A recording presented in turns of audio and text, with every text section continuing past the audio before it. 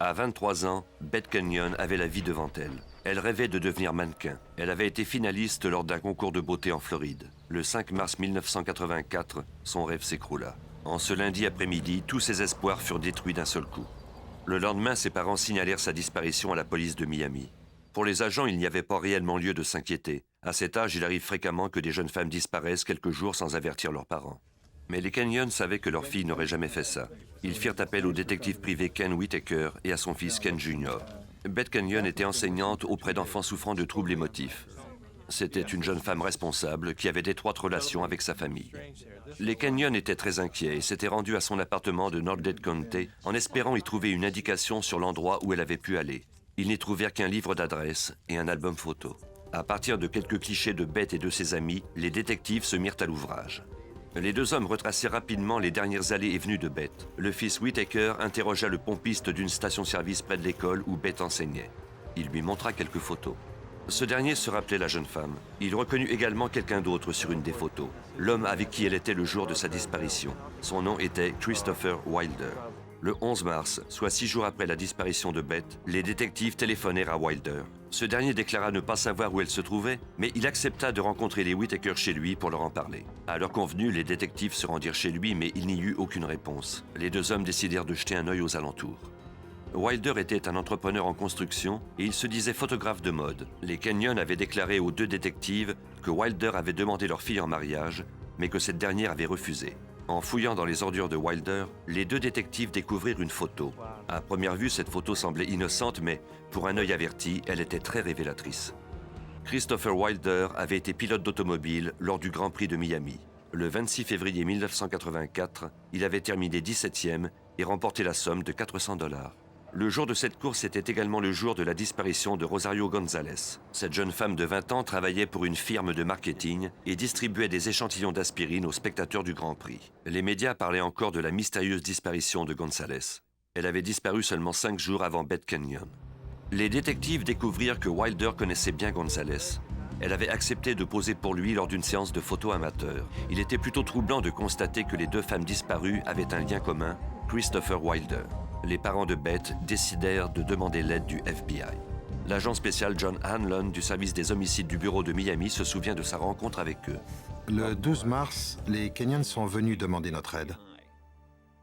Nous n'avions pas encore le droit d'ouvrir une enquête, puisque rien ne prouvait qu'il y avait eu un enlèvement. Afin de susciter une réaction de Wilder, les détectives privés décidèrent de faire part de leur découverte au quotidien Miami Herald. L'article fut publié le 16 mars 1984. On n'y mentionnait pas le nom de Wilder, mais l'article faisait clairement référence à lui. Selon l'article, un homme était relié aux deux jeunes femmes. Il s'agissait d'un entrepreneur local d'origine australienne qui était pilote de course et photographe amateur. Il n'y avait que Wilder pour correspondre à cette description. Bien que les agents n'aient pu ouvrir une enquête, l'agent spécial Gordon McNeil avait commencé à s'y intéresser de plus près. Ce lien entre les deux femmes disparues m'a tout de suite intrigué. J'ai décidé d'ouvrir une enquête préliminaire pour enlèvement afin de voir s'il y avait eu violation d'une loi fédérale. Les agents McNeil et Hanlon découvrirent bientôt que Wilder avait le profil d'un suspect. Il avait eu des démêlés avec la justice australienne et était en probation pour agression sexuelle. Quelques jours plus tard, soit le 21 mars, une nouvelle information permit enfin aux agents d'ouvrir une enquête en bonne et due forme. Le bureau du FBI de Miami leur apprit qu'une femme de Tallahassee avait été enlevée et conduite en Géorgie, mais qu'elle était parvenue à échapper aux griffes de son assaillant. La description de l'individu correspondait à celle de Christopher Wilder. L'agent Hanlon se rendit en Géorgie interroger la victime. Son histoire tenait presque du cauchemar. Linda Grober, 19 ans, effectuait des courses dans un centre commercial de Tallahassee lorsqu'un homme s'était approché d'elle pour lui proposer un travail de mannequin. Il déclara qu'il était photographe de mode et l'invita à se rendre à sa voiture pour lui montrer son portfolio. Comme c'était au beau milieu de l'après-midi dans un endroit public, Linda crut qu'elle pouvait le suivre sans danger. Lorsque l'homme lui demanda si elle avait été déjà mannequin, la jeune femme répondit que non. Il lui fit des compliments sur sa beauté et ajouta qu'il lui serait facile de lui décrocher un contrat comme la couverture du Vogue. Lorsqu'ils arrivèrent à sa voiture, cependant, il modifia son histoire. Il déclara qu'il avait oublié son portfolio au studio et lui demanda de monter en voiture et de l'y accompagner. La jeune femme hésita un peu. C'est alors qu'il la poussa de force dans sa voiture et lui asséna un coup sur la nuque. À son réveil, elle constata qu'on l'avait glissée dans un sac de couchage et qu'elle était étendue sur un lit dans une chambre de motel. Une fois encore, son ravisseur la menaça de la tuer si elle tentait de prendre la fuite. Il l'attacha au lit et lui colla les paupières avec de la supercolle. Pendant les heures qui suivirent, Il viola Linda Grober à maintes reprises, la battit et la tortura. Lorsqu'elle ne se pliait pas à ses ordres, il lui administrait des chocs électriques. L'agresseur était si violent que Linda était certaine d'en mourir, mais elle parvint à dénouer ses liens et à aller se cacher dans la salle de bain dont elle verrouilla la porte. Elle frappa sur les murs de toutes ses forces en appelant à l'aide. Le ravisseur paniqua, prit ses affaires et partit. L'agent Hanlon montra une série de photos à Grober et lui demanda si elle reconnaissait son assaillant. J'ai pas hésité une seconde. J'avais passé plusieurs heures avec cet individu et je savais à quoi il ressemblait. Cet homme était Christopher Wilder. Aujourd'hui, Linda Grober a 35 ans. Elle termine sa thèse de doctorat. Sa détermination lui a sauvé la vie. Elle a été un témoin très important dans cette affaire. Elle était prête à tout pour que Wilder soit arrêté et condamné. J'ai été à l'hôpital pendant à peu près une semaine. Ensuite, j'ai dû quitter le pays car il était en liberté et je craignais pour ma vie. Et les agents étaient également inquiets pour ma sécurité et celle de ma famille. L'horrible expérience dont Linda Grober avait été victime allait au moins permettre aux agents fédéraux d'entrer en scène. La victime avait été enlevée et conduite dans un autre État. L'affaire tombait donc sous la juridiction du FBI. Christopher Wilder était maintenant recherché pour l'enlèvement et le viol de Linda Grober et le suspect numéro 1 relativement à la disparition de Rosario Gonzalez et de Beth Kenyon. Les agents se rendirent d'abord à la maison de Wilder. Ils défoncèrent la porte d'entrée et se tinrent prêts à procéder à son arrestation. Mais la maison était vide. Wilder avait déjà quitté les lieux. Il avait quelques jours d'avance sur les agents fédéraux. Il représentait une menace constante. La chasse désespérée pour le retrouver était maintenant commencée. Mars 1984, des agents effectuaient une fouille méticuleuse de la maison du suspect Christopher Wilder. 2 femmes avaient disparu et étaient présumées mortes. Une autre femme était parvenue à échapper à la mort après avoir été kidnappée et violée à répétition. Les agents espéraient trouver un indice sur l'endroit où le fugitif était allé.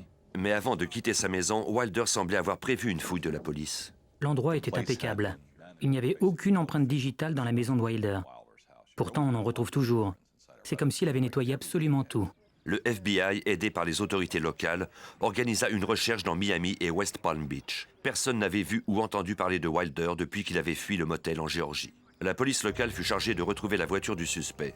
De leur côté, les agents du FBI entrèrent en contact avec les banques et les compagnies de cartes de crédit de Wilder afin qu'on les tienne au courant de toute transaction éventuelle. Malheureusement, en 1984, le système informatique n'était pas aussi performant qu'aujourd'hui et les pistes arrivaient souvent trop tard pour que les agents puissent le rattraper.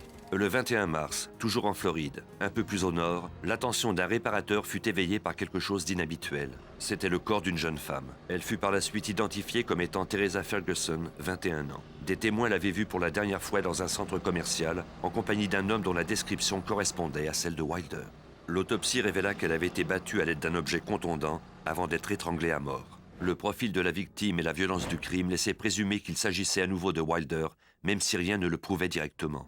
S'il s'agissait de l'entrepreneur australien, cela signifiait sans l'ombre d'un doute qu'il était un tueur en série. Les agents du FBI devaient l'arrêter le plus rapidement possible avant qu'il ne commette un nouveau meurtre. Il fallait trouver une nouvelle piste au plus vite. Une caméra de surveillance avait filmé Wilder dans une banque de Tampa. Les relevés bancaires montraient qu'il avait vidé tous ses comptes. Il avait maintenant plus de 19 000 $ en poche. Cette information était pour le moins inquiétante car elle signifiait que le meurtrier avait assez d'argent pour voyager. Le 22 mars 1984, Wilder était au Texas. Des témoins l'aperçurent s'approcher de Terry Walden, 23 ans, dans le stationnement de l'université Lamar à Beaumont. La jeune femme était mariée et mère de 2 enfants. Elle étudiait pour devenir infirmière. Wilder lui demanda si elle aimerait poser pour lui. Il n'eut aucune emprise sur la jeune femme. Elle déclina poliment son offre. Elle ignorait qu'elle le reverrait bientôt. Le FBI poursuivait la chasse à l'homme à l'échelle du pays. Wilder avait décidé de rester à Beaumont encore une journée. Cette fois-ci, il retourna sur son terrain de chasse habituel pour se trouver une nouvelle victime. Il se rendit au centre commercial, mais aucune des jeunes filles approchées ne tomba dans le panneau. Après avoir essuyé quelques refus, il reconnut un visage familier. Il s'agissait de Terry Walden. Elle était venue faire quelques courses après avoir déposé sa fillette de 4 ans à la garderie. Terry déclina son offre pour la 2e fois, mais cette fois-ci, il ne la laissa pas filer. Il la suivit à sa sortie du centre commercial. En plein jour, au beau milieu du stationnement, il frappa la jeune femme à la tête, lui faisant ainsi perdre connaissance. Il la poussa à l'intérieur de sa Mercury Cougar. Il saisit ses bagages et s'installa au volant de la voiture de la victime. Le mari de Walden signala la disparition de sa femme plus tard le même après-midi, lorsqu'il constata qu'elle n'était pas allée prendre sa fillette à la garderie. Malheureusement, il était déjà trop tard. Quelques jours plus tard, le corps de la jeune femme fut retrouvé dans les eaux d'un canal près de Beaumont. Les policiers découvrirent la Chrysler du suspect à quelques kilomètres de là. L'analyse révéla que des cheveux et des fibres provenaient de Teresa Ferguson, la jeune femme dont le corps avait été découvert par le réparateur 5 jours plus tôt. Ainsi donc, Wilder était un tueur en série et Teresa Ferguson avait apparemment été sa 4e victime connue. McNeil et Hanlon estimaient que le suspect avait au moins 2 jours d'avance sur eux. À partir de leur bureau de Miami, ils firent émettre un communiqué donnant la description de la voiture de Terry Walden pour qu'il soit diffusé à l'échelle du pays. Tous les services de police et tous les patrouilleurs qui sillonnaient les autoroutes étaient sur sa piste. Malheureusement, nous savions qu'il conduisait une voiture mauve. C'est incroyable à quel point on peut voir beaucoup de voitures mauves quand c'est ça que l'on cherche. De plus, à ce moment-là, nous n'avions pas encore le numéro de la plaque d'immatriculation. Les téléscripteurs des divers services du FBI au pays fonctionnaient sans relâche. On envoyait des pages et des pages de description de Wilder, le profil de ses victimes, la dernière fois qu'il avait été vu et les hypothèses sur l'endroit où il se dirigeait. Malheureusement, ce système de communication n'était pas assez rapide pour devancer le suspect. Il y avait tellement de pistes sur Wilder transmises par téléscripteurs aux divers bureaux du FBI que pendant près de 2 semaines, le système a pris un retard de 48 heures.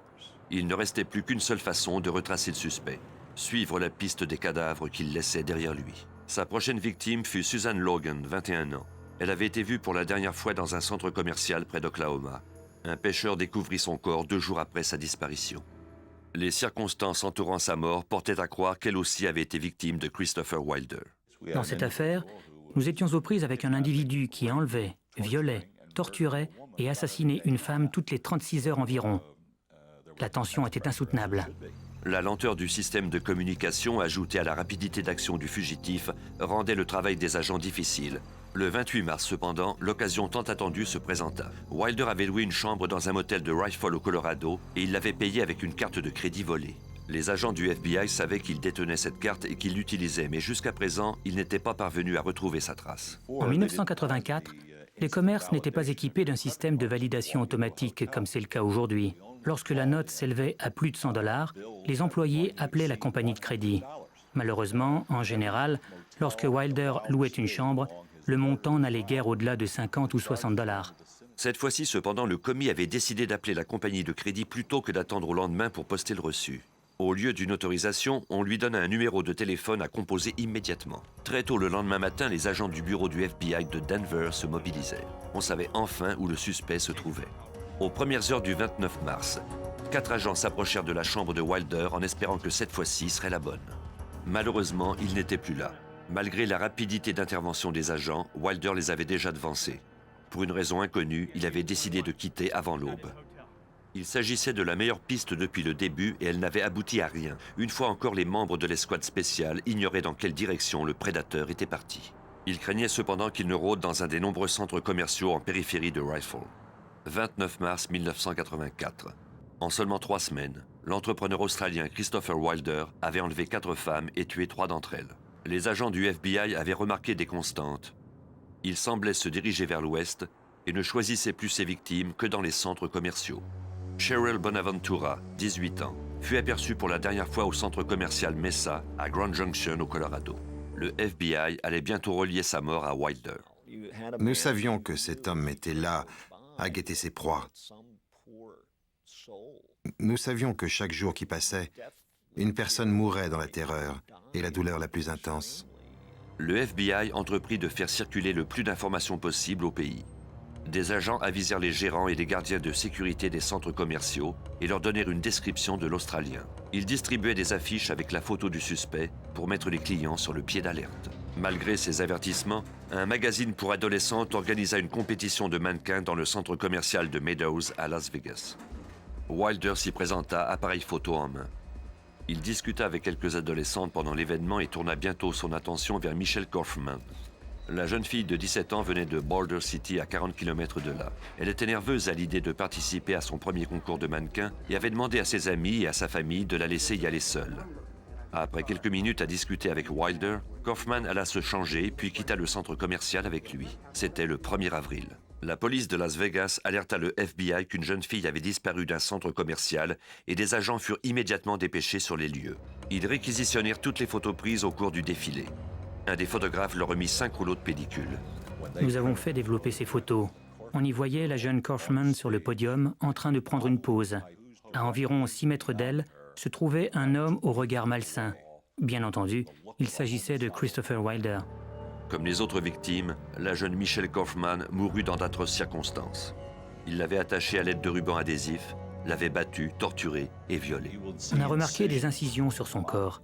Elles mesuraient 2 ou 3 cm de long et elles n'étaient pas profondes, juste assez pour les faire saigner, pour les torturer. Ensuite, quand il avait terminé, il les tuait. C'était un détraqué sexuel sadique. Le 5 avril, 4 jours après la disparition de Michelle Kaufman, le FBI tint une conférence de presse. Christopher Wilder faisait désormais partie de la liste des 10 fugitifs les plus recherchés au pays. Depuis 50 ans, cette liste a permis aux agents d'arrêter des fugitifs dangereux grâce à la publicité qu'elle génère. L'agent spécial Tron Breaky est le porte-parole du FBI. Wilder remplissait tous les critères pour figurer sur cette liste. Il représentait un danger pour la société car il était extrêmement dangereux. C'était un individu violent, soupçonné des pires crimes. Il avait fui l'endroit où nous avions espéré l'arrêter.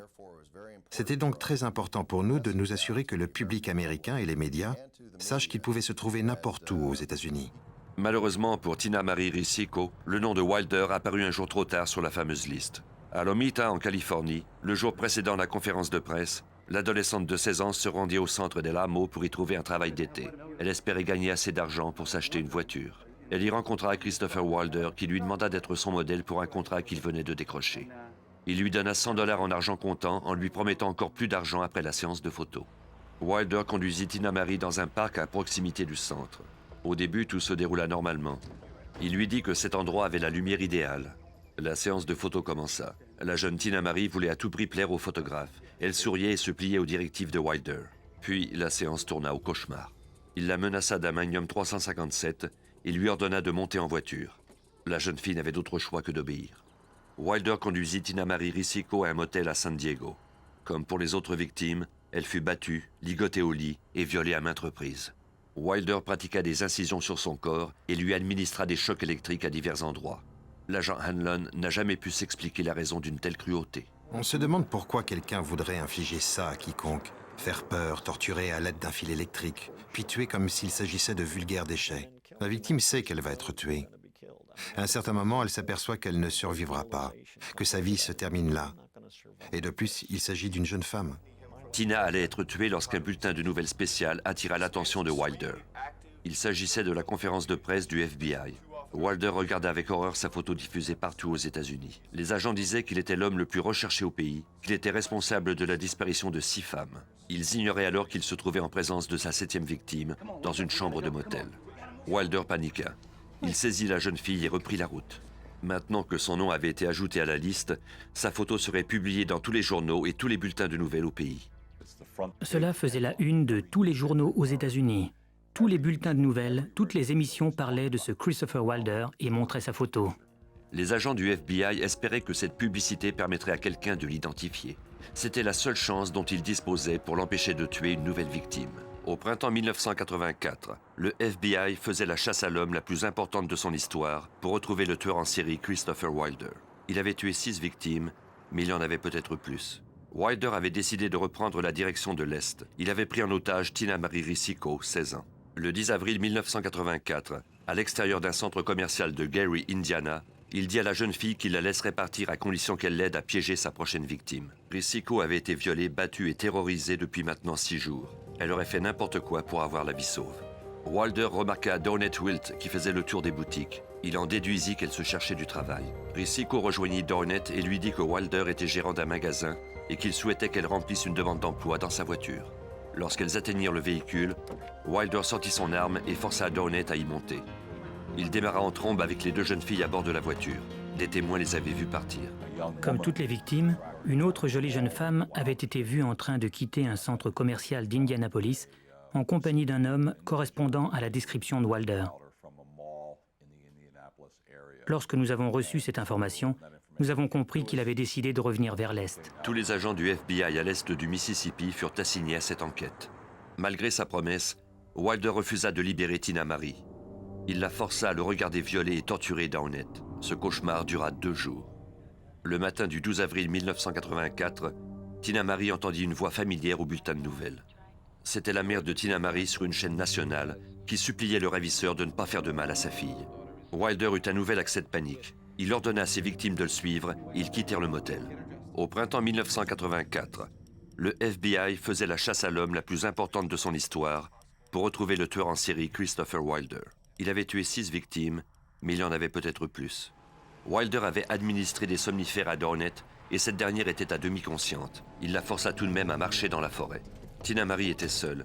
Elle aurait pu prendre la fuite, mais les 9 derniers jours de torture l'avaient démolie. Elle resta à attendre. En marchant à travers les bois, Dornet Wilt reprit peu à peu conscience et comprit que sa fin approchait. Elle le supplia de l'achever avec son arme à feu. Wilder ignora sa supplique et la poignarda à la poitrine à 2 reprises. Il la laissa sur place, la croyant morte. Il avait repris la route lorsqu'il fut saisi par la peur de ne pas l'avoir achevée. Il retourna sur la scène. Lorsqu'il arriva sur les lieux, il n'en crut pas ses yeux. Il n'y avait aucune trace de la jeune fille. Fait incroyable, Dornet Wilt avait survécu à son agression. Elle avait été poignardée à 2 reprises et avait perdu beaucoup de sang, avait été droguée et battue, mais elle était parvenue à se lever et à rejoindre la route où un motocycliste lui avait porté secours. Grâce à son témoignage, le FBI savait que Wilder se dirigeait vers le nord-est et qu'il était toujours à bord de la Mercury Cougar qu'il avait volée à Terry Walden. Mais pour combien de temps? Lorsqu'il y est retourné et qu'il a découvert qu'elle n'était plus là, il s'est rendu compte qu'il devait se débarrasser du véhicule et en trouver un nouveau. C'est à ce moment-là qu'il est entré dans l'État de New York par l'ouest. Une fois encore, il repéra le centre commercial le plus proche dans la ville de Victor. Il remarqua une Pontiac Firebird de couleur dorée. Il ordonna à Riccico de se mettre au volant et de le suivre. La Pontiac appartenait à Bette Dodge, 33 ans.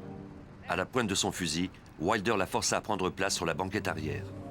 Quant à Tina Marie, elle était toujours en état de choc et le suivit. Wilder conduisit pendant 1h30 jusqu'à un endroit isolé.